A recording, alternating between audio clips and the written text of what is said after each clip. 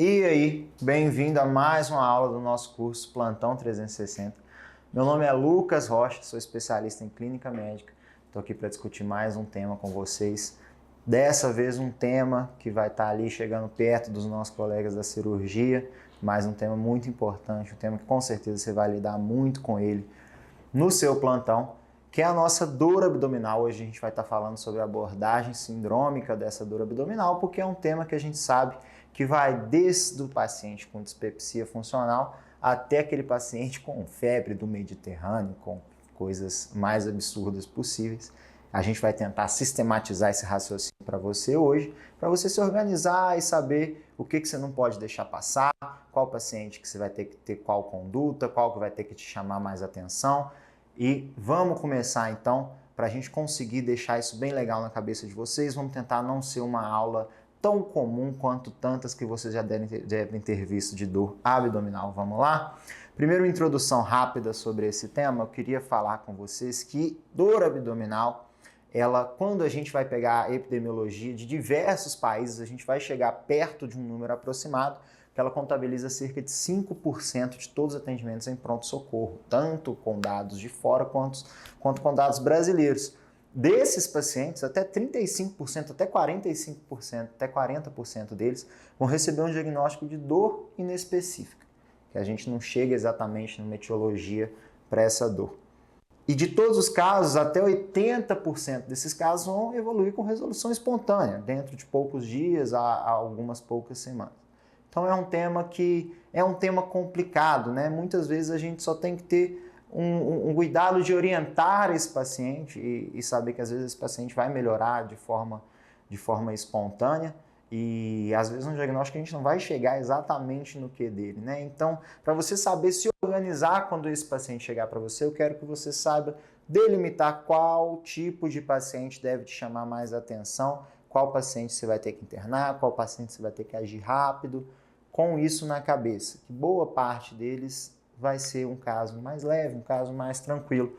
Vamos começar então falando um pouquinho de fisiopatologia. Aí você já deve ter pensado, né? Caraca, esse cara realmente vai começar falando de fisiopatologia, eu não aguento mais isso. Calma. A gente vai ser bem objetivo aqui do que a gente precisa saber que vai te ajudar a diagnosticar melhor isso daqui, tá bom? Quando a gente está falando de fisiopatologia, eu não quero pegar e falar com vocês de trato espinotalâmico e nociceptor e não sei o que e tudo. Eu só quero que vocês entendam duas coisas. Principalmente, a nossa dor abdominal, ela vai ter um funcionamento de ou dor visceral ou dor somática. A gente tem uma terceira também, que é a dor referida, mas eu quero focar principalmente nessas duas coisas aqui. A dor visceral é aquela dor que geralmente ela vai estar relacionada a vísceras ocas ou quando a gente vai estar falando de órgãos sólidos, como fígado, como baço, essa dor, na verdade, está relacionada com a cápsula desses órgãos. Então, tem a ver com distensão dessa cápsula. E qual que é a qualidade, qual que é a característica principal da dor visceral? Ela é uma dor que o paciente não vai localizar um ponto exato para essa dor. É uma dor mais difusa, uma dor mais difícil desse paciente caracterizar para você. Você já deve ter sentido vários episódios de dor visceral na sua vida e presta bem atenção aqui comigo. Vários livros de semiologia que eles vão falar com a gente sobre essa dor, que é aquela dor que você vai perguntar para o paciente, mas onde exatamente que está doendo? Você consegue apontar para mim? E aí o que os livros vão falar é que o gesto desse paciente, ao invés de ser um ponto específico com o dedo, esse paciente vai fazer um gesto com a palma da mão para você, vai falar, doutor, é essa região aqui que dói. E aí a gente tem essa divisão das grandes áreas, né? Às vezes esse paciente não vai localizar falando, aqui nessa região, em tal quadrante, é uma dor difusa, é uma dor esquisita. E o legal que você tem que prestar atenção aqui é que essas dores raramente estão relacionadas a casos graves de dor abdominal. Podem evoluir mas geralmente não estão relacionados a isso. Essa é a nossa dor visceral. Presta bem atenção nisso. A outra dor que a gente tem aqui, eu quero que essa se preste bastante atenção, que é a dor somática. A gente tem aqui os dermátomos todos divididinhos, ou também conhecido como dor parietal. Essa dor aqui a gente já vai ter que estar prestando um pouco mais de atenção, porque muitas vezes ela está relacionada com um quadro um pouco mais grave. Essa vai ser a dor que você vai perguntar para o paciente, vai falar, paciente, aponta para mim onde que está doendo. E aí o paciente vai apontar para você a região específica onde ele está sentindo dor. Muitas vezes, isso aí já vai ser um quadro que pode evoluir com uma peritonite, pode evoluir com um quadro de CIRS, algo mais grave. Porque o que está acontecendo aqui? Aqui a gente já está tendo as aferências do nosso peritônio sendo ativadas. A gente vai estar tendo o nosso receptor de parede peritoneal sendo ativado. Então, geralmente, esses vão ser os casos mais graves, onde essa dor é mais bem localizada e acompanhando os territórios de inervação. Aqui eu já faço um gancho para o nosso terceiro tipo de dor, que é a dor referida, né? É a dor que a gente não está exatamente na topografia do órgão que a gente está falando, mas muitas das vezes vai estar no mesmo dermátomo, porque essa dor ela está relacionada a território de inervação e de aferência sensitiva. Então a gente tem, por exemplo, a nossa dor da pancreatite, que geralmente é uma dor em andar superior, a famosa dor em faixa, né, que o paciente muitas vezes vai reclamar de dor nas costas. O que é importante você saber da dor referida é que na grande maioria das vezes essa dor vai estar acompanhando o dermátomo daquela região, daquele órgão, né? Existem casos raríssimos, reforço, raríssimos, em que a gente vai ter aquelas aferências muito loucas por conta do trato da inervação, né? Aquela famosa história da dor diafragmática por conta do nervo frênico doer no ombro, esse tipo de coisa, né? Mas isso aí não vai ser a sua prática frequente, não. Mas conheça esses três tipos de dor, principalmente diferenciar a dor visceral da dor parietal, porque isso vai te dar uma luz a respeito de diagnóstico e de principalmente gravidade desse paciente. Por que eu reforço isso? Porque aqui a gente vai falar agora do primeiro contato com o paciente com dor abdominal. O que eu quero que você consiga fazer nesse primeiro contato com o paciente de dor abdominal quando a gente for falar do raciocínio sindrômico desses casos? Ao primeiro contato, eu quero que de cara você consiga identificar se esse paciente é um paciente grave ou se é um paciente não grave. Por quê? O paciente grave, o abdômen grave, na grande maioria das vezes cirúrgico, esse paciente vai demandar de você intervenções rápidas, intervenções ágeis, ou então direcionamentos rápidos do que tem que ser feito com esse paciente. A gente não pode deixar certas coisas passar quando a gente está falando de abdômen, porque a gente pode ter algumas catástrofes abdominais mesmo, que a gente precisa agir muito rápido, que é diferente do paciente não grave, que é aquele que, na grande maioria das vezes, vai ter resolução espontânea do quadro. Em algumas outras situações, esse paciente vai precisar de uma investigação ambulatorial mais pormenorizada. Às vezes, esse paciente vai precisar de uma internação, às vezes para um controle de dor, ou então para um quadro leve, mas que precisa de alguma abordagem cirúrgica, ou que precisa de uma avaliação também pormenorizada em ambiente hospitalar. Mas o principal é você saber quem que é esse paciente grave que você não pode deixar passar, é identificá-lo logo no seu primeiro contato. Então eu quero falar rapidinho dele aqui com você, quem que vai ser o nosso paciente grave. E aí, para falar desse paciente grave, eu quero que vocês saibam identificar dois grupos principais aqui, duas coisas principais que eu quero que vocês observem nesses pacientes, que é principalmente se esse paciente tem sinais de CIRS/choque, né, de resposta inflamatória sistêmica exacerbada, ou se esse paciente tem sinal de irritação peritoneal, de peritonite. Esses vão ser os sinais principais que você tem que identificar nesse paciente, que você não pode deixar passar. Então, quando a gente está falando de CIRS e de choque, o que eu quero que você observe nesse paciente? São algumas coisas principais. Eu separei elas quatro aqui, porque com elas quatro a gente vai conseguir se organizar melhor, que vai ser esse eyeball test, as janelas de choque, olhar os sinais vitais e principalmente choque index desse paciente e um adendo para a história desse paciente. Vamos lá, vamos falar de cada um rapidinho aqui. O que é eyeball test? Que eles estavam avaliando pacientes com quadros de colecistite / colangite para tentar identificar se tinha algum achado no exame físico desses pacientes, que seria como que eles falam, como se fosse um home run, né? Um achado que, assim, a gente tendo esse achado, a probabilidade diagnóstica é altíssima, a chance da gente errar é muito baixa. E o que eles viram que tinha o maior likelihood nesse estudo? Daqui a pouco a gente vai falar do que é isso.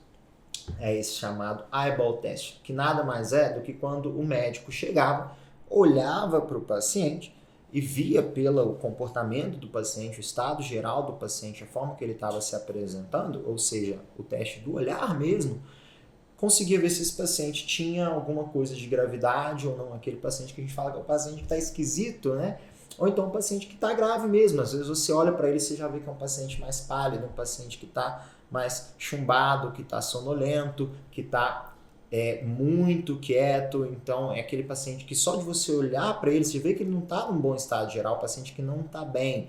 É diferente do paciente que está, doutor, eu estou com uma dor aqui, mas essa dor está me incomodando há uns dias já. O paciente está conversando normalmente com você, às vezes mexendo no celular, esse paciente está com dor, mas esse paciente claramente não é grave. E esse eyeball test foi o mais acurado de todos os exames. A gente vai falar daqui a pouquinho de exame clínico e tudo que vocês viram de semiologia aí ao longo da faculdade, né? Mas esse foi o principal exame. Então, quando você bater o olho no seu paciente, você já começa a ver se esse paciente está esquisito ou não, se esse paciente tem cara de ser um paciente mais grave ou não. Preste muita atenção nisso, é a primeira coisa que eu quero falar com vocês. A segunda é as janelas de choque, que são coisas que exteriorizam para a gente sinais que esse paciente pode estar chocando, muitas vezes antes da pressão desse paciente alterar. Às vezes a gente tem um conceito de que choque é igual a hipotensão, né? De hipoperfusão necessariamente tem que ter uma hipotensão, às vezes não. Às vezes você já vai ter alguns sinais precoces de que esse paciente está chocando e você não teve alteração de pressão ainda. Isso que eu quero ver com vocês de janelas de choque são o seguinte: a nossa primeira janela de choque vai ser sinais de hipoperfusão cerebral, de hipooxigenação cerebral. A gente vai ver o sensório desse paciente, um paciente que está ficando mais sonolento, um paciente que está ficando mais prostrado, esse tipo de coisa. Em alguns casos a gente vai ter o paciente que vai ficar mais agitado por hipóxia, mas não é bem o objetivo da gente discutir aqui hoje. Então, a primeira janela de choque que eu quero que vocês olhem é um sensório desse paciente, tá bom? Fica ligado para o sensório desse paciente. A segunda janela de choque, que é uma das mais importantes que a gente tem, um estudo famoso que com certeza vocês vão ver gente mencionar quando for falar de choque para vocês, é o Andrômeda Choque, né? Um estudo latino que a gente foi olhar a perfusão dos pacientes para ver correlação com marcadores de déficit de microcirculação e tudo. A pele desse paciente. Vai surgindo algumas como se fossem quase sufusões mesmo, o paciente vai ficando com aquele aspecto livedinoso, né? Muito cuidado com esse Motley score. Geralmente o paciente que começa a ter essa alteração nessas regiões de pele mais fina, né? Que vai ser joelho, às vezes vai ser o cotovelo também. Vocês vão ver essas alterações. É um paciente mais grave, que está num choque mais profundo. Às vezes você não teve tempo nem de olhar a pressão desse paciente, você já sabe que ele está chocando. Então, a segunda janela de choque que eu quero que vocês prestem atenção é a pele do seu paciente. Preste muita atenção nisso. A terceira janela de choque famosa vai ser realmente o nosso débito urinário, né? A nossa perfusão renal, que vai ter consequência no nosso débito urinário. Esse vai ser mais difícil de você mensurar, às vezes quando é um paciente de enfermaria que já está sondado, você já vem acompanhando como é que vem o débito urinário dele, você consegue ver que ele vem ficando oligúrico, né? Ou então um paciente que está na sua sala vermelha ali, você está manejando, está hidratando, mas não está urinando nada, não tem história de doença renal prévia, isso te chama atenção para mais uma janela de choque desse paciente aí, tá? Então fique ligado nisso. Se isso aí começar a alterar, isso é um sinal de que esse paciente é mais grave, um paciente que você tem que prestar atenção. Terceiro, sinais vitais, o choque index. Alterações de sinais vitais que vão te chamar a atenção é praticamente qualquer alteração de sinais vitais, né? Eu costumo falar com os residentes, geralmente, que aquela nossa descrição do exame físico, né? Eu gosto de falar que as primeiras linhas ali, os sinais vitais, o estado geral do paciente, a ectoscopia, vai te dar uma noção da gravidade, enquanto o restante vai te dar uma noção do diagnóstico, né? E quando a gente está falando de sinais vitais, vai ser qualquer alteração, mas eu chamo a atenção principalmente para esse choque index. O que é isso? Shock Index, na verdade, é um cálculo que surgiu inicialmente para uma triagem de gravidade nos quadros de choque hemorrágico, mas aos poucos a gente vem vendo a utilidade dele também em outros quadros de choque. O que é o choque index, então? Você vai fazer uma divisão da frequência cardíaca desse paciente sobre a pressão sistólica desse paciente. E qual o valor que deve te chamar a atenção? Algumas literaturas vão falar de 0,7, mas eu gravo comigo a partir de 0,9. Esse paciente é um paciente que provavelmente está entrando num estado de choque, né? Você vai usar esse sinal junto com algumas outras coisas, mas se o choque index começa a alterar desse paciente, presta atenção que alguma coisa está acontecendo. E choque index é algo que você pode ir seriando ao longo do seu plantão para te deixar de luz acesa a respeito disso. E por fim, a história desse paciente. Porque o que acontece? Às vezes, disso tudo que eu falei, desses 3 componentes, nenhum deles vai estar alterado, mas a história desse paciente vai te chamar a atenção. Porque, como eu falei logo lá no início, é diferente de um paciente que está conversando com você e te conta uma história que vem com uma dor de barriga há uma semana, essa dor tá há uma semana, vem e volta e tudo, ele resolveu procurar o pronto-socorro porque está atrapalhando muito ele. Isso é uma coisa. É diferente do paciente que vai te falar, doutor, eu já tive um infarto prévio, já tive um episódio de obstrução aguda arterial na minha perna esquerda, e há mais ou menos um mês eu fiz uma cirurgia abdominal e comecei com uma dor que está me incomodando muito. Essa dor começou hoje de manhã, só que ela está muito forte. Esse paciente é um paciente que você tem que tomar cuidado. Às vezes esse paciente está conversando com você e está com bastante dor.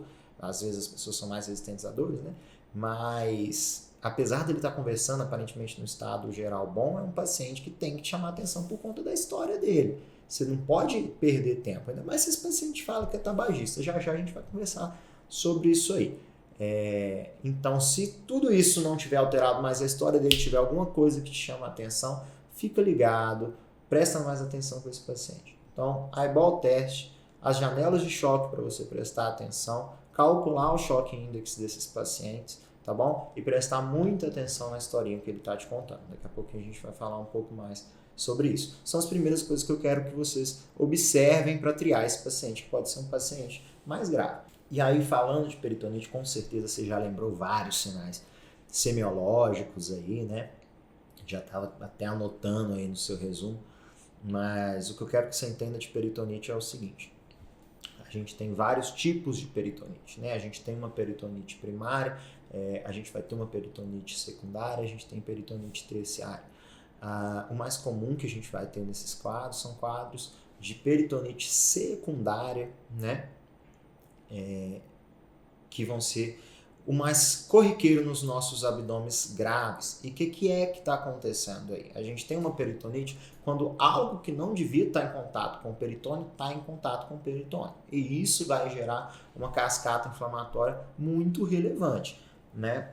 E isso pode ser uma víscera que está tendo um processo inflamatório nela. A gente tem a nossa parede visceral do peritônio ali, ela começa a ter contato, isso ativa uma cascata de inflamação ali, o nosso receptor vai ficar hipersensibilizado, a gente vai ter uma via aferente de dor parietal acontecendo. Pode ser também uma alça que está necrosando por um processo isquêmico, e a necrose, os marcadores de necrose também são marcadores de muita inflamação que podem estar em contato com o peritônio, ou pode ser simplesmente uma víscera que perfurou, e aí conteúdo dessa víscera, né, geralmente de uma alça, é um conteúdo quimicamente irritativo, né, está em contato ali com o peritônio, ou às vezes até sangue, e isso gera muita inflamação no peritônio. Então é quando algo que não deveria estar em contato com o peritônio entra em contato com ele. Isso vai gerar a nossa peritonite. E o que eu quero que você preste atenção? Para muito além desses sinais semiológicos clássicos, daqui a pouco eu quero falar com vocês sobre eles, eu quero que vocês prestem atenção se esse paciente tem sinais de rigidez abdominal e defesa involuntária e de vibração da parede. E aqui vai alguns bizus muito importantes. Pensa comigo aqui. Você, que provavelmente já teve alguma gastroenterite, alguns aí, alguma apendicite, alguma coisa assim, você que já teve dor abdominal, você vai no pronto-socorro e aí você se deita para ser examinado e vem um camarada para mexer na sua barriga sabendo que você está com dor. você vai se defender disso. Você não quer sentir mais dor, pelo amor de Deus, né? E aí, às vezes, a gente tem algumas falas meio que se tornaram factoides aí na medicina, né? Da gente segurar um pouco a analgesia para não falsear o exame do paciente. Pelo amor de Deus, não faz isso, não faz isso. Meu irmão, você está sendo assim cruel com o seu paciente. Imagina se é você. O paciente está lá morrendo de dor, você fala, não, vou segurar um pouquinho para dar o remédio, para o cirurgião vir e ver que ele realmente está com dor. Não faz sentido nenhum, né? Faz a analgesia desse paciente, se o seu exame está sendo prejudicado pelo nível de dor que ele está, antes de você examiná-lo, né? Porque vai ter uma defesa até mesmo voluntária. Além disso, o que a gente vai fazer quando a gente for examinar esse paciente com peritonite que tem rigidez e defesa involuntária? Essa palpação, às vezes a gente vai sair da faculdade com a ideia de fazer aquela palpação bimanual com a mão bem posicionada, tem que fazer a palpação profunda, né? A gente tem que sentir como é que estão as alças, como é que está o órgão, a gente tem que calcular o fígado desse paciente, né? E a gente vai com a mão pesada lá dentro e o paciente gritando de dor, a gente, não, peraí que eu tenho que sentir isso aqui. Não, esse paciente aí, você vai conversando com esse paciente, você vai perguntando como é que está a vida dele, se ele tem filhos, pergunta qualquer coisa para ele. E a sua mão tem que ser muito leve enquanto você vai conversando com esse paciente, distraindo. Outra dica legal também, dobra a perna desse paciente, que dificulta dele tensionar o abdômen um pouco. Vai distraindo esse paciente, encostando e tudo. Você vê que o paciente está distraído e tudo, você vai com a mão bem leve palpando esse paciente. O paciente que tem defesa involuntária, ele vai fazer uma rigidez do abdômen estando distraído e você com a mão muito leve vai perceber isso. Tá bom? Além disso, o paciente que já vem com uma rigidez abdominal por peritonite é o paciente que é aquele abdômen que meu amigo, é muito rígido quando você vê. Mesmo o paciente estando distraído, o paciente estando fazendo outra coisa, muitas vezes o paciente já vai ter alteração de sinal vital e de janela de choque, você vai ver que é um abdômen, aquele famoso abdômen tábua, né? Você vai perceber essa rigidez muito além do que você espera, como se esse paciente realmente estivesse fazendo força e você vê que ele não está. Tá bom? E quando sua mão está bem levinha, distraindo esse paciente, você vai provocar essa vibração na parede. Você já deve ter lembrado aí na sua cabeça do sinal de Bloomberg, né? Da descompressão brusca positiva. O que você está fazendo nessa hora? Você vai com a mão leve, conversando com esse paciente, e num ponto fixo você vai afundando bem leve a sua mão, bem devagar, de forma que isso não provoque uma dor, já que ele não tem uma defesa involuntária. E aí, de repente, você vai soltar. Na hora que você solta a mão, você vai estar fazendo um rebote com a sua mão e esse empurrãozinho que você faz na hora de soltar vai gerar uma vibração do peritônio. Essa vibração do peritônio vai ativar esses nossos receptores que estão hipersensibilizados. Isso vai gerar uma dor que você não vai ter dúvida que esse paciente está com dor, tá? É uma dor que o paciente vai gritar de dor, na grande maioria das vezes. Tá bom? Teve um estudo legal também, que foi feito na pediatria, com técnicas diferentes para a gente investigar sinais de irritação peritoneal. Né? O paciente pediátrico às vezes vai ser um paciente mais difícil, mas tem muitas vezes que os adultos também vão ser pacientes difíceis, principalmente se for um homem com dor, vocês sabem do que eu estou falando. E aí, o que eles observaram? Sinais legais de você fazer testes legais, às vezes quando esse paciente está conseguindo ficar de pé, esse paciente de pé, o que eles faziam? Deixa esse paciente na ponta do pé e pede para ele descer de uma vez. Ele descendo de uma vez, isso vai causar também uma vibração da parede. E se ele tiver sinal de irritação peritoneal, ele vai ter dor também. Outra forma de testar isso aí, até para você diferenciar se esse paciente está tendo um caso de dor visceral ou de dor parietal, é você pedi-lo para tossir. Quando o paciente com irritação peritoneal ou dor parietal tosse, esse paciente sente uma dor bem localizada, também por vibração ali da parede. Então, as coisas que eu quero que você observe para ver se esse paciente tem sinal de irritação peritoneal vão ser rigidez e defesa involuntária, novamente lembrando a mão leve nessa hora. Se ele tolerar, aí você pensa em fazer palpação profunda, mas com a mão leve que você vai observar se ele tem defesa ou rigidez. E a outra coisa é provocar vibração da parede, para você saber se esse paciente tem dor localizada ou não. A gente tem inclusive um sinal de apendicite que é com a tosse, né? Você com certeza já lembrou o nome aí, né? Beleza. Esses então vão ser os nossos pacientes graves. E aí, para a gente tentar entender esse paciente grave, que geralmente vai ser o abdômen cirúrgico, a gente tem uma divisão didática que ela é bem bacana, a gente vai falar dela. Mas mais importante do que essa divisão didática é você ter a consciência no seu plantão que às vezes você vai identificar que esse paciente é grave, mas você não vai saber o que ele tem exatamente, você só sabe que ele é grave.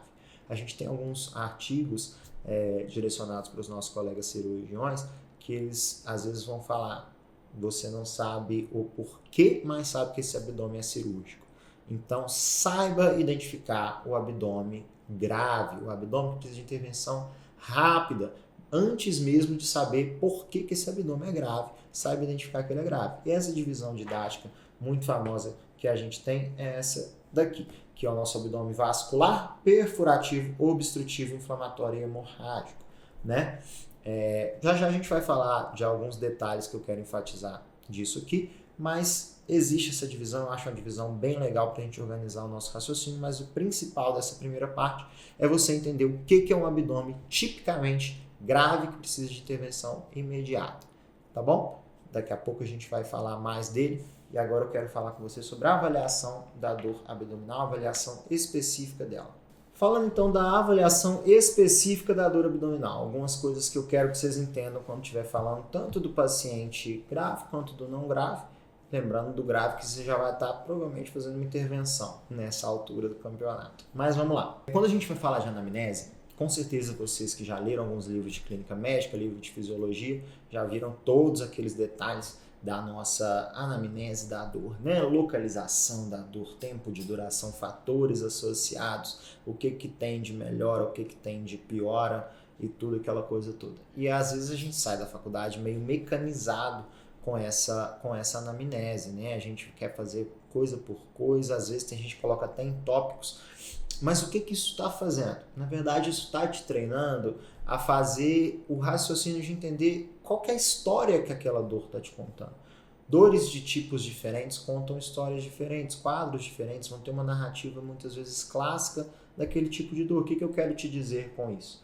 Você vai ter, às vezes, o paciente que vai te direcionar de cara para uma dor de trato urinário, para uma nefrolitismo. Muitas vezes vai ser o homem que chega agitado, irritado, gritando no pronto-socorro, falando, doutor, que tô com uma dor que ela não fica boa de jeito nenhum, nada que eu tomo, nenhuma posição que fico e ela desce aqui e tal. E ele inquieto, enquanto você vai ter o paciente com quadro que está causando irritação peritoneal, com aquele paciente que vai ficar quietinho, não mexe nem um pouco e com cara de dor ali, tudo pálido. As dores contam histórias diferentes. Então, mais do que fazer aquela anamnese engessada, o que eu quero que você entenda? Às vezes deixa seu paciente falar, a gente tem um estudo, né, que os pacientes geralmente falam cerca de 90 segundos e boa parte dos médicos interrompem antes disso, que atrapalha a relação médico-paciente, mas deixa seu paciente falar, que ele vai te contar uma história daquela dor. Enquanto ele vai contando essa história dessa dor, o que ele vai falar de localização dessa dor já vai te dar uma ideia. Essa dor é uma dor visceral, é uma dor parietal, é uma dor em tal quadrante, pode estar relacionado com tal órgão, tal quadrante costuma dar esse tipo de quadro e tudo, a gente vai falar disso daqui a pouco. Ele falando essa localização já te dá uma ideia geral disso, é uma dor difusa, é uma dor localizada, é uma dor visceral, é uma dor parietal. O tempo, o que eu quero que você preste muita atenção no tempo da dor? Quero que você preste atenção no tempo, no intervalo entre o delta, entre o início dessa dor e a busca pelo pronto-socorro. Por quê? O que acontece? Uma dor que entre o intervalo dela de início e a busca para o pronto-socorro geralmente é menor que 48 horas, isso fala a favor de um quadro possivelmente mais grave. A gente tem alguns dados de pronto-socorros brasileiros que vão falar isso. Isso é um estudo lá de São Paulo. No nosso e-book vocês vão ter a referência dele. E além disso também, o pico máximo de dor, qual que é o delta entre o início da dor e o pico máximo? Quadros gravíssimos vão ter um pico muito rápido, coisa de poucas horas. A dor começou tal hora e já está um negócio insuportável com 1h30, com 2 horas. Preste atenção nesse intervalo. E principalmente preste atenção, agora a gente vai juntar tempo com qualidade e comportamento dessa dor. Doutor, é uma dor de uns 4 dias já, que fica indo e voltando, dura uns 20 minutos, é uma dor incólica, né? Uma dor difusa e tudo. Isso já vai falar a favor de quadros mais leves. né? E aí quando eu estou falando de qualidade de comportamento, o paciente vai falar, ah, doutor, é uma dor que ela fica indo e voltando, é uma dor que incomoda, sabe? Não é uma dor, é um incômodo. Então o paciente aí já está te falando de gravidade e você às vezes não percebeu.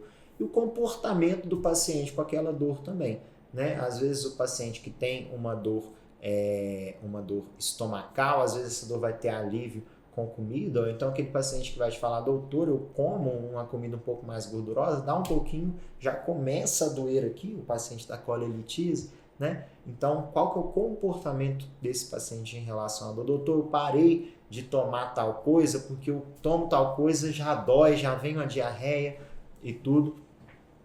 E o paciente que fica inquieto, né? Aquele paciente agitado e tudo, e aquele paciente que vai estar chumbado, quieto, fazendo uma posição antálgica, isso vai te direcionar para dores diferentes, a posição antálgica e tudo vai ser aquele paciente com uma dor, às vezes parietal, uma peritonite, enfim. E as associações dessa dor, né? Uma dor que responde muito bem a anti-inflamatório, né? Uma dor que junto com ela eu tenho uma dificuldade também para evacuar, junto com ela eu estou tendo uma diarreia, eu tenho uma dor que no que ela dói já sobe um negócio aqui e tudo. O paciente vai te contando essas associações e você também vai perguntá-lo, né? Então, isso tudo vai te contar a história que a dor está te contando, a narrativa daquela dor para muito mais do que uma anamnese engessada. E quando a gente vai falar de exame físico, eu já coloquei de cara aí para você, exame físico racional. Com certeza vocês já estão aí pensando, agora ele vai falar de vários sinais semiológicos, né? Vai falar de Rovicini, vai falar de Bloomberg, vai falar de ponto de McBurney e não sei o que lá, e sinal de Cullen. Não vou falar de nada disso. Tem uma frase de um médico famoso na história aí, que essa frase a gente não sabe se ela é anedótica ou se ela é verdadeira mesmo, mas do Roman, o Roman mesmo, do sinal de Roman, da trombose, né? Que falaram com ele, olha, a gente vai dar o nome desse sinal aqui no seu nome, e diz que ele respondeu, se for dar meu nome para alguma coisa, dá para um sinal pelo menos útil, né? Por que eu estou te falando isso? Muitas vezes isso tudo que a gente aprendeu na faculdade, quando a gente foi testar, e que os caras falaram há anos, séculos atrás, eles na verdade hoje não são tão úteis, né? Você tem que pensar que isso tudo surgiu numa época que o cara só tinha a mão dele para decidir se operar ou não um paciente, uma cirurgia que é apendicite que muitas vezes matava mesmo, que era uma cirurgia gravíssima antigamente. Então tenha noção que isso hoje em dia não tem tanta aplicabilidade quanto tinha antigamente. A gente tem que fazer um exame físico de forma que aquilo vai orientar a gente. Quando a gente está falando de abdômen, o seu exame físico é como se fosse um exame complementar. E por isso eu quero que vocês tenham familiaridade com essa tabela aqui. Já viram essa tabela alguma vez? Se não viram essa tabela ainda, quero conversar com vocês sobre o Likelihood Ratio. O que é isso, né? A fórmula está aí retirada desse estudo. Basicamente, a gente tem a nossa fórmula de Likelihood Ratio positiva e negativa. Não vou falar demais de estatística com vocês. Cortando em miúdos, é a probabilidade desse achado em pacientes que têm a doença sobre a probabilidade desse achado em pacientes sem a doença, e tirando a parte de cálculo e tudo, porque o médico, depois que passa na faculdade, esquece como é que faz conta. Tem esse estudo do McGee aí, que ele veio para simplificar como que a gente deve interpretar o Likelihood Ratio, né? O que ele tem que ser? A gente tem que pegar a nossa probabilidade pré-teste de tal paciente ter tal diagnóstico. Com o Likelihood Ratio de algum achado, a gente vai jogar isso numa curva de progressão bayesiana, que nada mais é do que uma progressão logarítmica. Isso tudo que eu estou falando você pode esquecer daqui a pouquinho, não tem problema nenhum, que vai nos mostrar a probabilidade pós esse teste, ou seja, esse achado de exame físico, alguma coisa. Então, o Likelihood Ratio ele vai multiplicar a sua probabilidade de um diagnóstico, seja para cima ou para baixo. E aí o McGee, ele chegou, então, para facilitar o nosso raciocínio, em vez de ter que jogar na curva bayesiana todas as vezes, ele pegou e colocou aqui pra gente um Likelihood Ratio de 2, por exemplo, acima de 1, que vai aumentar a nossa probabilidade diagnóstica, vai dar um aumento de mais ou menos 15% ali na probabilidade, né? Enquanto um Likelihood Ratio de 8 vai dar um aumento de mais ou menos 40%, né? E ele mostrando aqui que é uma progressão logarítmica. Todo achado de exame físico tem seu Likelihood Ratio. Então, a gente voltando para a nossa tabela, a gente vai ver aqui que para apendicite, algo que vai ter um Likelihood Ratio muito alto é a dor em quadrante direito inferior, né, que tem um likelihood ratio de 8,4. Se a gente tem um paciente com a probabilidade pré-teste, vocês veem aqui, de 5%, se esse achado está presente, a gente aumenta para 31% a probabilidade diagnóstica desse paciente. Né? Enquanto se o achado está ausente, a gente vai de 5% de probabilidade pré-teste para 1. Já se a probabilidade pré-teste é 25%, ou se o achado está presente, nossa probabilidade vai para 74%. Né? Enquanto o sinal do psoas aqui, ó, vocês vão ver logo embaixo de febre, que é um sinal clássico, né? De deitar o paciente, levantar a perna, não sei o que lá. Se ele tem uma probabilidade pré-teste de 25, o sinal do psoas está positivo, que a gente fala que é um negócio assim, não, achou isso aqui, pode saber. Aumenta para 52% a probabilidade diagnóstica. Só para vocês já começarem a pensar aí. O sinal de Murphy aqui, ó, quando é 5% de probabilidade pré-teste, ele aumenta para 21%. E é um sinal que a gente acha que é assim, tiro e queda. Né? Então, o que eu quero que vocês entendam? Eu quero que o exame físico de vocês seja um exame direcionado. Esse paciente, pela história que ele está me contando, pela epidemiologia dele, ele é um paciente que tem uma probabilidade alta de ter tal diagnóstico? Tem. Se eu fizer tal teste e ele vier positivo, isso aumenta ainda mais a nossa probabilidade.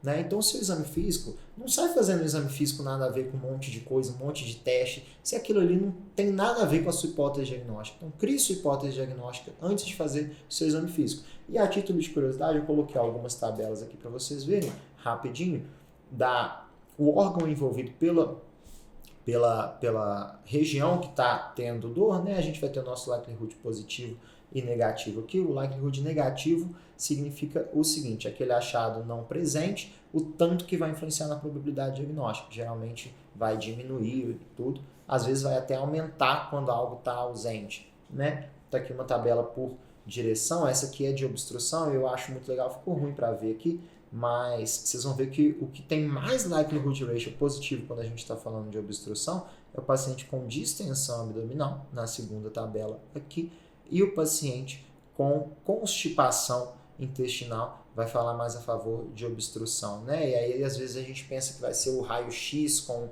o sinal de Volvo e não sei o que lá, e o grão de café, aquela coisa toda, alteração de som abdominal, som metálico e tudo, sim, vai ter um likelihood ratio positivo, mas nem compara com essas outras coisas. Então o exame físico que era ensinado pra gente na faculdade, muitas vezes não é bem assim na vida real. E aí eu coloquei aqui para vocês também de apendicite, né, alguns achados, aí o likelihood ratio deles, né, principalmente rigidez aqui vai ter um likelihood ratio bom pra gente, diferente do que a gente entende clássico do ponto de McBurney, não sei o que, principalmente localização, vai falar muito. Eu achei esse aqui muito interessante de gravidez ectópica, que o principal vai ser a rigidez muscular, né, com likelihood ratio de 8, mas eu achei muito legal no exame digital vaginal, quando ele é inconclusivo por causa do nível de dor da sua paciente, tem um likelihood ratio de 7, diferente de todos os outros achados, aqueles sinais, né, que a gente vê clássicos de gravidez ectópica, né? O que teve maior likelihood foi o exame inconclusivo. Enfim, eu quero que você faça um exame físico racional, direcionado, usando os achados do seu exame físico, como se fossem achados de teste diagnóstico. E para fechar então essa parte, eu queria falar com vocês aqui, esse quadro é um quadrinho do UpToDate, vocês veem ali em cima na referência. Esses são os nossos principais fatores de risco na nossa história, no nosso exame físico, que a gente vai ter que acender uma lanterna nessa avaliação inicial do nosso paciente. Quais são esses sinais de risco, principalmente na história do nosso paciente? A gente tem que ver as comorbidades do paciente chamando atenção para eventos prévios deles, né? Aqui eles colocam as comorbidades maiores, principalmente doença cardiovascular, a idade do paciente, gravidez precoce, vão ser sinais na história que devem chamar a atenção do nosso paciente. Detalhe, toda paciente feminina em idade fértil, você tem que pedir um beta-HCG quando se trata de dor abdominal. Isso é algo que às vezes é meio óbvio, mas eu estou reforçando aqui. Tem estudos que falam que antes mesmo de avaliar ela, já vale você preparar um pedido de beta-HCG. Lembre-se disso, tá? Para você não deixar passar, porque são coisas que a gente deixa passar com frequência. Características da dor, como eu falei com vocês, né? Começo súbito com a dor chegando no pico máximo muito rápido deve ser algo que deve chamar a atenção Pra gente, a dor constante, né, com menos de 2 dias de duração, então a dor que faz o paciente procurar o pronto-socorro com menos de 48 horas, e os achados do exame físico, que vão ser aquelas coisas que a gente comentou sobre o paciente grave. Esses são os nossos sinais de gravidade, que a gente tem que sempre pesquisar. E outras ferramentas diagnósticas, então, que a gente pode usar para esse paciente, além dos laboratoriais, que a gente vai falar um pouquinho deles quando estiver falando dos pacientes graves, eu queria que você lembrasse desse quadrinho aqui, né, de qual exame de imagem vai ser mais útil em cada região do abdômen, porque é algo que é bem clássico, mas muita gente esquece e pede exame errado, né? Que quando a gente está falando de quadrante superior direito, a ultrassom vai ser mais interessante do que a tomografia muitas vezes.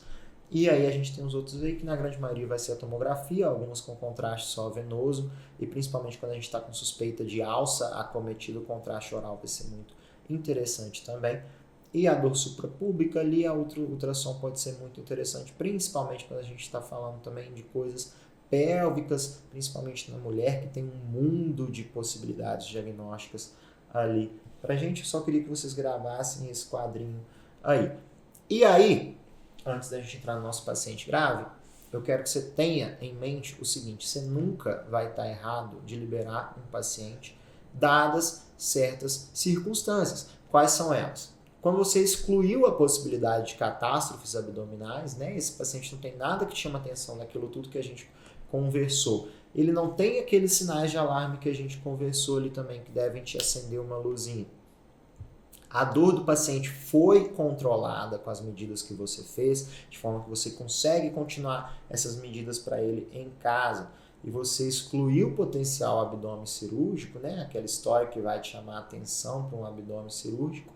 Além disso, o paciente é um paciente orientado, que consegue voltar fácil para o hospital em caso de piora. Você pode liberar esse paciente. Eu dou um reforço para esse último ponto aqui. O paciente consegue voltar fácil para o hospital. Porque muitas vezes, na apresentação do paciente para a gente no pronto-socorro, a gente não vai saber o que esse paciente tem ainda. E nunca está errado, se ele não tem nenhum sinal de alarme, nada, você falar: olha, o seu quadro não tem nada que me preocupou no sentido de gravidade maior, intervenção imediata no momento. Vou te orientar a ir para casa com tais e tais medidas. Se tiver alguma piora, você volta para a gente, que a gente vai ter que fazer uma investigação mais detalhada. Você nunca está errado de fazer isso. O pronto-socorro não vai ser a hora de você fazer diagnósticos raríssimos. Às vezes você vai fazer, mas o pronto-socorro tem tudo a ver com gestão de pacientes ali, tá? Então saiba quando liberar esse paciente. E falando de alguma coisa mais prática, analgesia para dor abdominal, quais são algumas possibilidades que a gente tem, né? Eu coloquei primeiro os analgésicos mais comuns, a dipirona e paracetamol. A metoclopramida ela vai ter um fator analgésico também, além do controle de náusea e de vômito. Os anti-inflamatórios, né?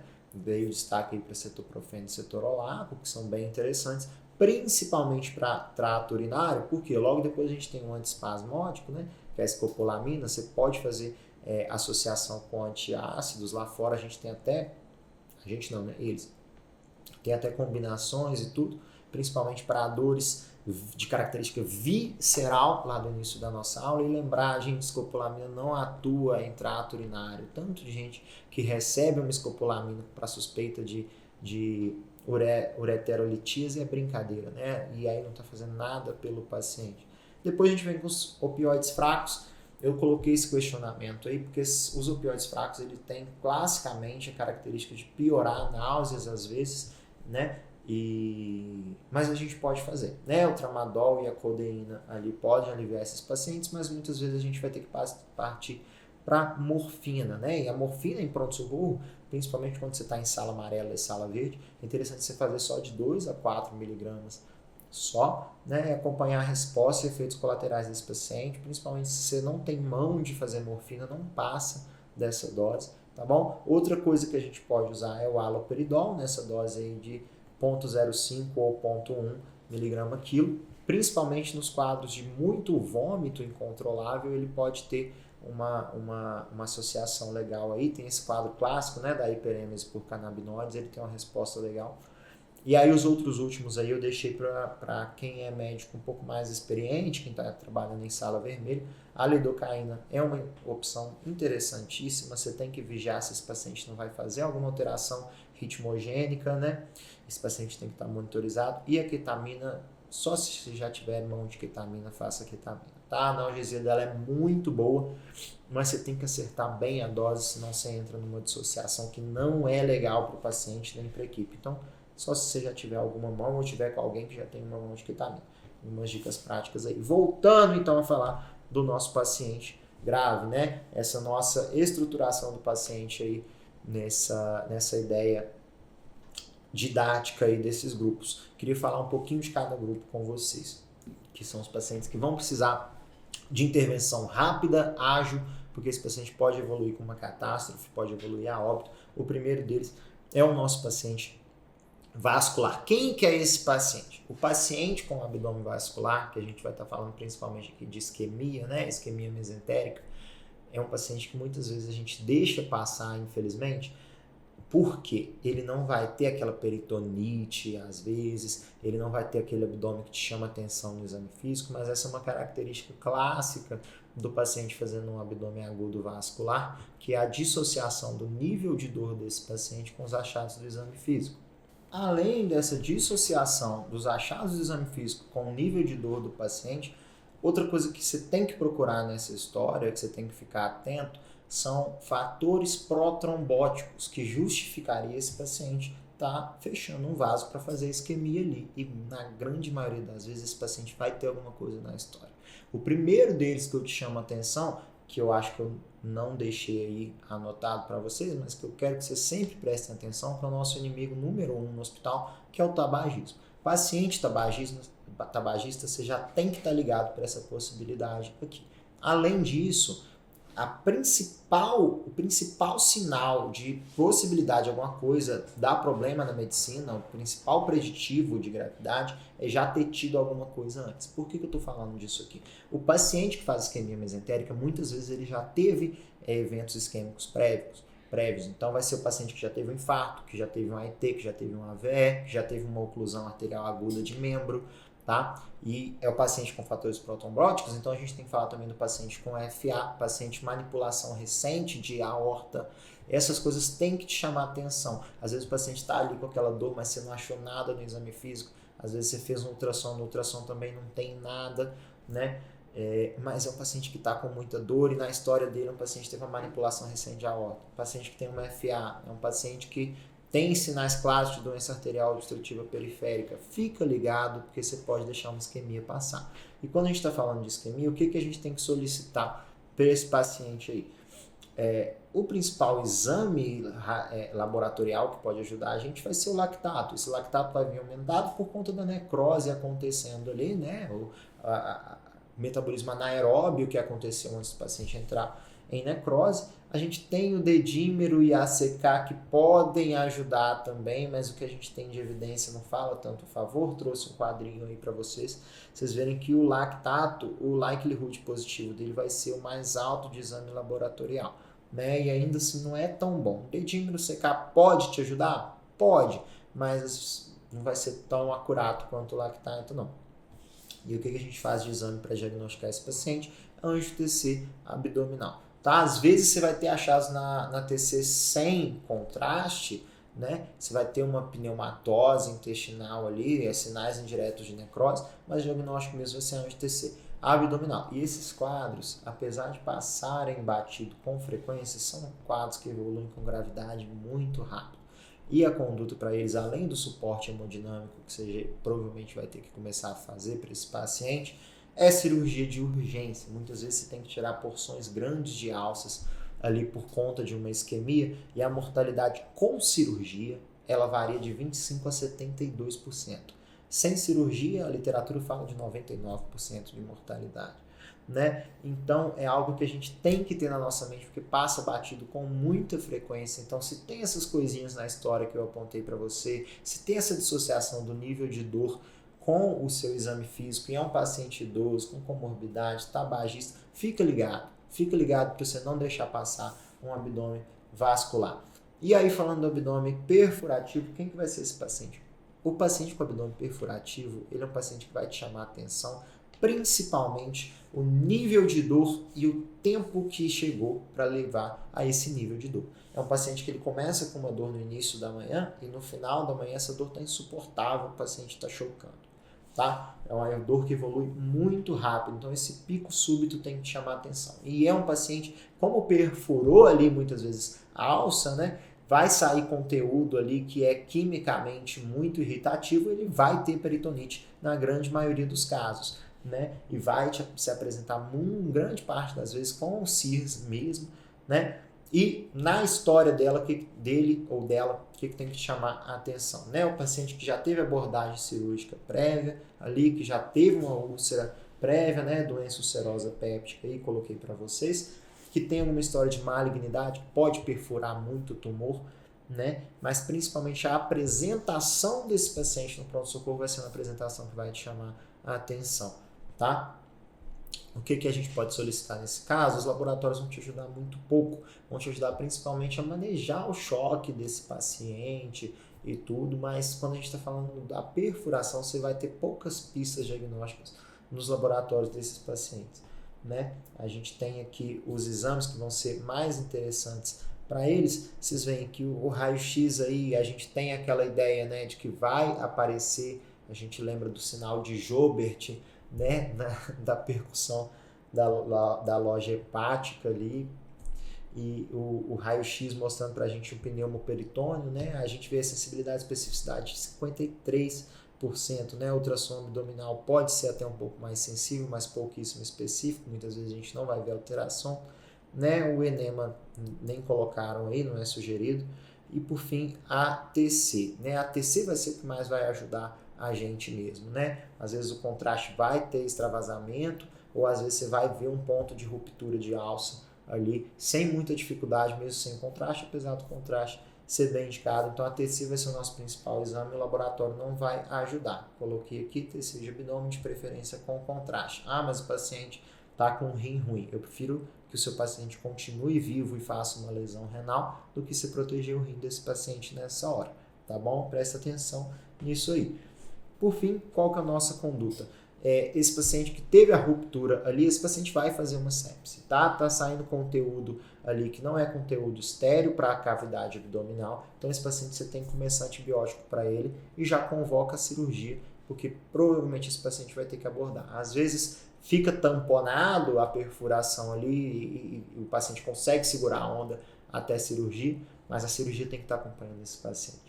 Tá bom? Muitas vezes cirurgia de urgência, às vezes eles seguram a onda os pacientes, mas provavelmente ele vai evoluir com a necessidade de uma abordagem cirúrgica. Beleza? O paciente obstrutivo, então, quem que é esse paciente?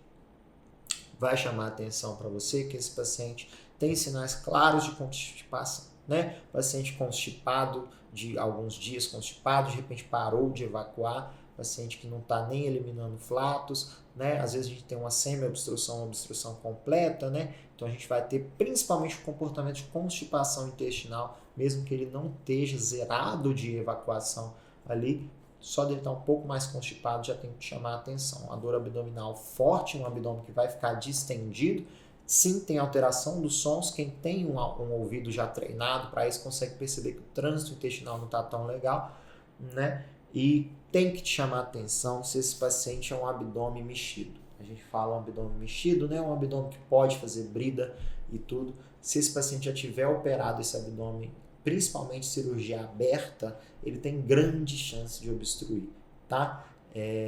Mas também cirurgia videolaparoscópica pode sim fazer obstrução, mas principalmente a cirurgia aberta, tá? Além disso, pacientes com distúrbios hidroeletrolíticos também podem ter isso, principalmente distúrbios do cálcio, né? Às vezes os distúrbios do potássio, eles podem fazer uma obstrução funcional, né?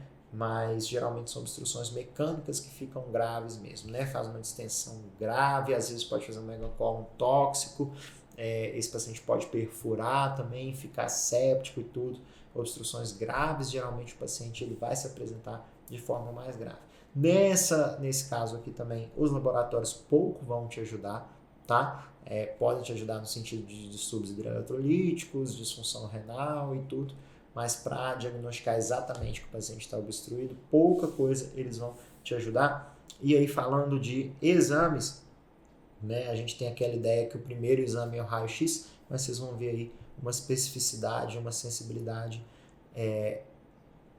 relativamente baixas, né? Para a causa da obstrução, ele é praticamente inútil, né? Mas para ver que tem uma obstrução, ele pode te ajudar por conta de distensão de alça. Ali também o enema colônico ele vai ser bem útil, mas no fim das contas o principal é a tomografia também, né?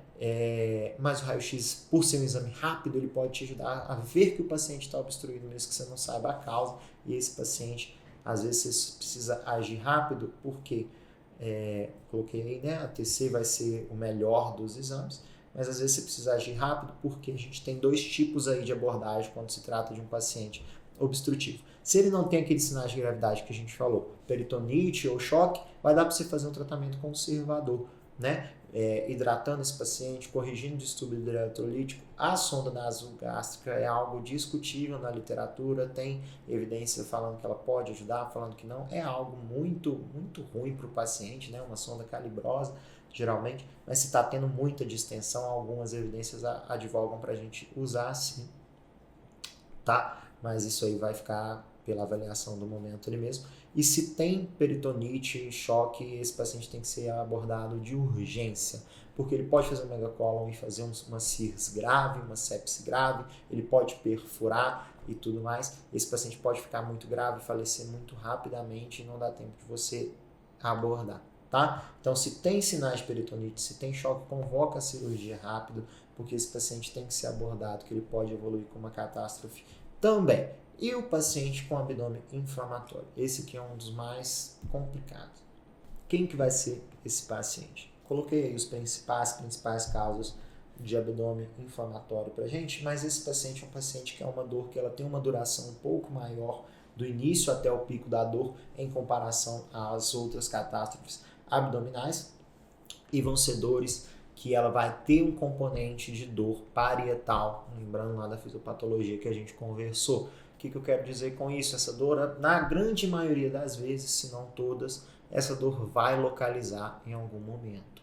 A gente tem que prever a probabilidade desse paciente evoluir mal. Se essa dor está começando a localizar, começou difusa e começou a localizar, pode pensar. O que você tem que pensar que está acontecendo? Uma dor que começou visceral, de repente ela começa a localizar, a gente está tendo um componente parietal ali, provavelmente eu estou falando de um abdômen inflamatório.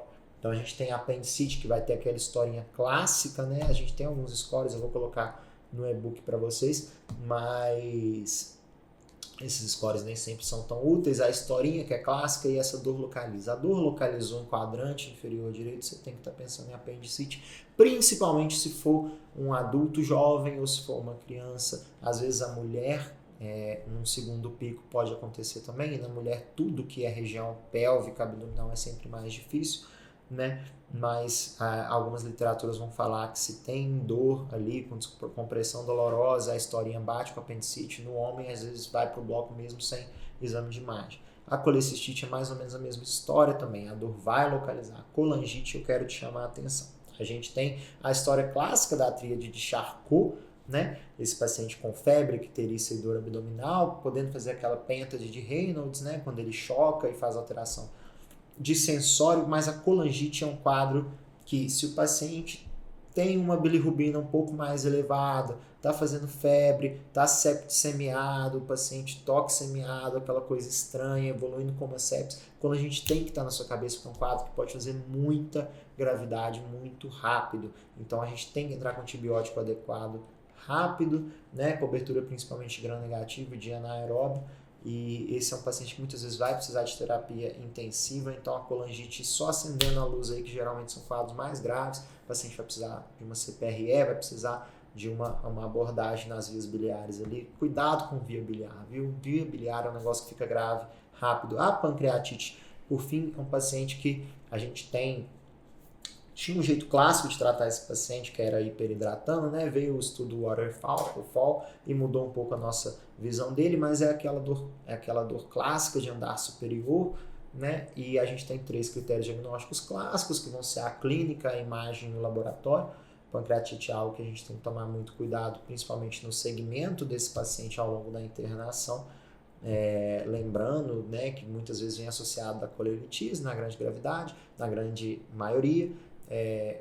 Quadros de etilismo mais grave devem chamar nossa atenção para uma pancreatite muitas vezes crônica, mais aguda também, hipertrigliceridemia, enfim. A diverticulite, que cada vez menos a gente está intervindo de forma cirúrgica nela, geralmente vai ser o paciente mais idoso, e as colites, né, que geralmente está associada a outras doenças também, ou são quadros mais leves. Mas lembrem-se do comportamento dessa dor transformando-se numa dor parietal. O que solicitar? Né? Aí a gente vai ter o famoso barrigograma, né? As enzimas, tanto enzimas pancreáticas, enzimas hepáticas, bilirrubina, canaliculares, isso tudo realmente vai ajudar quando a gente está suspeitando de um abdômen inflamatório. Além dos marcadores inflamatórios no geral, né? Esse paciente fazendo uma leucocitose, uma proteína C reativa mais alta, os eletrólitos que vão ser interessantíssimos da gente ter cuidado com eles e corrigir, né? E um SOFA a gente sempre tem que ter, porque esse paciente pode evoluir com sepse na grande maioria dos quadros, tá bom? E aí o que solicitar, né? A gente vai principalmente com ATC ou um ultrassom quando a gente está pensando em via biliar, às vezes ele vai sair mais rápido e já vai te dar a resposta ali que você quer, né? Fazer uma quase curiosidade aqui, o sinal de Murphy pode ser feito pelo ultrassom e ele é muito mais acurado do que quando a gente está falando de palpação nossa, né? Então, quando você está suspeitando de uma colecistite, às vezes você pode colocar isso na observação do seu radiologista, viu? Fica essa curiosidade aí. E tratamento, então. Eu coloquei apendicite, colecistite, colangite, diverticulite, colite. Na grande maioria das vezes, você vai ter que fazer um antibiótico e convocar a cirurgia, tá? Diferente vai ser só a pancreatite, que você vai fazer uma readequação volêmica, eu coloquei ressuscitação, mas pelo Orefol a gente sabe que hiperidratar esse paciente não é tão benéfico quanto só fazer a readequação volêmica, e além disso, corrigir distúrbio eletrolítico, monitorizar esse paciente, porque pode fazer muitas complicações. Antibiótico na pancreatite é só se a gente tiver evidência de necrose. Fique ligado nisso, esse paciente não precisa começar antibiótico de cara, tá? E nos quadros de pancreatite, grande parte deles, o tratamento é apenas clínico, mas é interessante a cirurgia estar ciente desse paciente também, principalmente se tiver uma colelitise associada, né? Que vai ter que tratar isso na mesma internação, mas hoje não é para falar de pancreatite, é só da dor abdominal. E por fim, o paciente com abdômen hemorrágico. Isso aqui às vezes é um negócio dramático, eu já vi isso aqui sendo quadros assustadores, coisa de filme mesmo. A gente vai ter o abdômen agudo hemorrágico com exteriorização e sem exteriorização. Os quadros com exteriorização, classicamente, vai ser a nossa HDA e a nossa HDB. Lembrar também dos pacientes da GO, né, gineco-obstétricos, as nossas mulheres aí, muito cuidado com elas, não deixa passar. E coloquei também um aneurisma de aorta abdominal, mas os abdômenes hemorrágicos podem ser várias vísceras ali lesionadas, né? A gente vai ter no trauma também, mas aqui a gente está falando dos casos clínicos em que ele não vai exteriorizar, mas está tendo sinal de hemorragia interna nesse paciente, que vai ser aquela HB que vem caindo de um exame para o outro, o paciente que está ficando pálido, de repente está chocando, fica muito ligado na possibilidade de um abdômen hemorrágico, né? E entrando já no que solicitar, prestar atenção no hemograma, o coagulograma desse paciente vai ser interessante, principalmente se você tiver que fazer medidas, os eletrólitos para corrigir e o SOFA desse paciente. Presta atenção se essa hemoglobina vem caindo e o paciente está com dor abdominal. Fica muito ligado nisso. O que solicitar também, eu coloquei aí, fazer o score de Glasgow-Blatchford na HDA, que ele vai te direcionar do momento em que esse paciente tem que fazer uma endoscopia. E na HDB a gente tem o score de Oakland, que na última diretriz agora de HDB, eles reforçaram a utilidade desse score, principalmente para saber qual paciente você pode tratar de forma ambulatorial, porque a grande maioria dos HDBs são autolimitadas. Né? Quando a gente está falando de GO, sempre pensar no ultrassom de abdômen pélvico, TC de abdômen pélvico com contraste, paciente mulher em idade fértil principalmente, com dor abdominopélvica, história de alguma coisa prévia, esse paciente pode ter torção ovariana, pode ter muita coisa. Fica ligado na mulher com idade fértil, tá? Para não deixar passar esse tipo de coisa. E por fim, o aneurisma de aorta abdominal, a anti-TC abdominal, eu coloquei aí, não deve dar tempo, porque são quadros drásticos, por isso é tão importante você identificar o paciente grave logo no seu primeiro contato com ele. dando uma pincelada na abordagem terapêutica aí. HDA você vai ter que fazer ressuscitação inicial e às vezes você vai precisar fazer protocolo de transfusão maciça para esses pacientes, porque são pacientes gravíssimos, né? O IBP você já vai fazer a dose de ataque dele, o bolus, e deixar a dose full do dia. Se o paciente tiver estigma de varize hemorrágica, lembrar do octreotide e alguns centros a terlipressina se tiver disponível. Esse paciente vai precisar de endoscopia nas primeiras 24 horas, né? Em alguns casos, principalmente de cirrose, você vai ter que entrar com antibiótico para prevenção de PBE e às vezes você vai ter que chamar cirurgia geral em alguns quadros de úlcera principalmente, né? HDB, a grande maioria é autolimitado, mas se está tendo repercussão, a ressuscitação inicial também, avaliar uma colônia, um reto sigmoide. Essa última diretriz de HDB vai falar para a gente também da angiografia, muitas vezes com possibilidade terapêutica ali no momento, e da angio-TC. Se seu centro tiver acesso, vale a pena considerar essa possibilidade, e às vezes a cirurgia geral vai ser necessária também nesses casos. Né? E o aneurisma de aorta abdominal, você já tem que começar o suporte hemodinâmico para esse paciente, a cirurgia de urgência. Aqui, na grande maioria das vezes, você não vai conseguir dar esse diagnóstico mais específico, né? Mas você vai saber que esse abdômen é grave com aquilo que a gente discutiu lá no início da aula. Nuances finais, então, que eu quero reforçar com vocês quando a gente está falando de abordagem sindrômica de dor abdominal.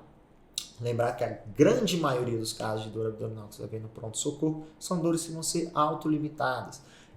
Então, você tem que saber identificar quais pacientes têm indicação de uma internação, vão ser aqueles que têm algum sinal de alarme ou que estão graves, né? E quais você vai poder tratar de forma ambulatorial, reforçando que nunca está errado se o paciente não tem nenhuma indicação de internação, de gravidade, nenhum fator de risco mais chamativo, é um paciente que consegue voltar rápido para o hospital, você liberá-lo com uma orientação segura, uma orientação adequada, e caso pior ele voltar, você nunca está errado de fazer isso, principalmente dor abdominal. Lembra lá do início da aula, 80% vai ter resolução espontânea, né? E prepara o print aí, coloquei para vocês as principais causas de dor por cada quadrante. A gente tem quadrante superior direito, esquerdo e os inferiores também, né? Essas possibilidades de diagnóstico todas para vocês aí. Coloquei também aqui de acordo com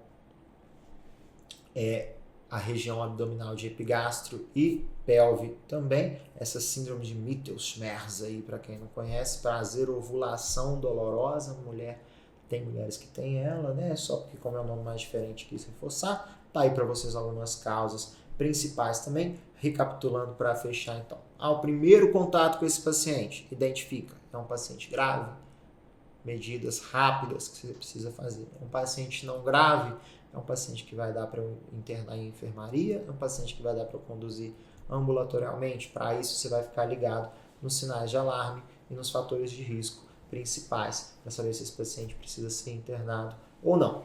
Intervenções imediatas para ele, você tem que controlar a dor desse paciente. O paciente que vai para o pronto-socorro sem dor e sai sem um plano de controle, você não fez nada por ele, né? Avaliar se vai precisar de antibiótico. A grande maioria das causas de dor abdominal não graves não vão precisar, principalmente as diarreias, né? Lembre-se disso. A grande maioria não precisa de antibiótico, mas às vezes vai precisar. E quando você vai precisar convocar cirurgia geral também. Fazer os exames adequados, bem como o exame físico racional, dando uma pincelada ali em likelihood ratio, fazer exame sabendo o que você quer achar, se o paciente está com dor, não fica mexendo nele além do que você precisa e faz analgesia antes de você mexer. Novamente, saber o tratamento se vai ser hospitalar ou ambulatorial, quem você pode liberar, aquilo tudo que a gente passou, e orienta claramente o seu paciente e com segurança, pelo menos transmite essa segurança quando você não tiver, do que você está fazendo. Fala com ele, olha, eu descartei aqui, estou tranquilo de que essa dor abdominal sua não tem sinais de que pode evoluir com maior gravidade nas próximas horas. Mas se você tiver pior, volta para cá que a gente continua a investigar. Não quero te segurar no pronto-socorro sem ter necessidade de ficar aqui para uma reavaliação, para uma internação se você não está grave. Orienta seu paciente com tranquilidade. Ele vendo que você está dedicado ao caso dele, ele vai ficar muito satisfeito com você. Fica aqui meu muito obrigado por prestar atenção até aqui, tá bom? Que Deus abençoe a vida de vocês e até a próxima aula. Tamo junto.